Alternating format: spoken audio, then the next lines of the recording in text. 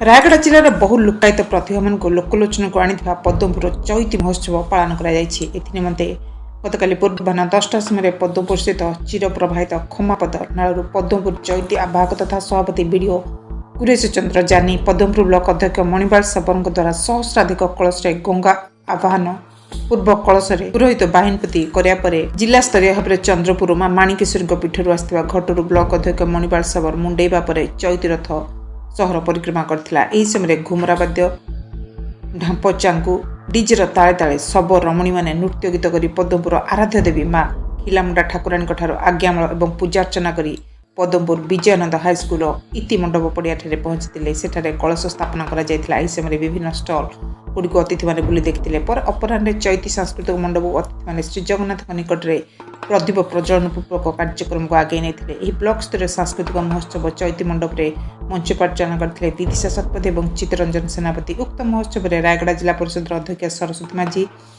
ଗୁଣପୁର ଗୋଷ୍ଠୀ ଉନ୍ନୟନ ଅଧିକାରୀ ସ୍ୱସ୍ତିକ ଜମାଦାର, ପଦ୍ମପୁର ଗୋଷ୍ଠୀ ଉନ୍ନୟନ ଅଧିକାରୀ କୁରେଶ ଚନ୍ଦ୍ର ଜାନି, ଗୁଣପୁର ବିଧାୟକ ସତ୍ୟଜିତ ଗମାଙ୍ଗ, ପଦ୍ମପୁର ବ୍ଲକ ସାମାଜିକ ସୁରକ୍ଷା ଅଧିକାରୀ ସ୍ନିଗ୍ଧାମୟୀ ବାରିକ ସମ୍ମାନିତ ଅତିଥି ଭାବରେ ଯୋଗ ଦେଇଥିଲେ। ଏହି ସମୟରେ ଅତିଥିମାନେ ତାଙ୍କ ଅଭିଭାଷଣରେ ଆଦିବାସୀ ସଂସ୍କୃତିର ଲୋକଗୀତ ଏବଂ ପରମ୍ପରା ସମ୍ପର୍କରେ ଆଲୋକପାତ କରିଥିବା ଆଦିବାସୀ ଇଲାକାର ବଣମଲ୍ଲୀ ଆଉ ବଣ ଭିତର ସୀମିତ ନ ରହି ତାର ପ୍ରତିଭା ଏହି ଚୈତି ସହରରେ ଦକ୍ଷତା ଦେଖାଇ ପାରିଛି ବୋଲି ମତବ୍ୟକ୍ତ କରିଥିଲେ। ହଜାର ହଜାର ଦର୍ଶକ ବିଳମ୍ବିତ ରାତ୍ରି ପର୍ଯ୍ୟନ୍ତ ଲୋକକଳା ଲୋକନୃତ୍ୟକୁ ମନଭରି ଉପଭୋଗ କରିଥିଲେ। ଶାନ୍ତି ଶୃଙ୍ଖଳା ରକ୍ଷା ସକାଶେ ପଦ୍ମପୁର ଆଇଆଇସି ଧରମଧର ପ୍ରଧାନଙ୍କ ସମେତ ପୁଲିସ ବାହିନୀ ସଜାଗ ରହିବା ଦେଖିବାକୁ ମିଳିଥିଲା। Padmapur Odisha mobile TV.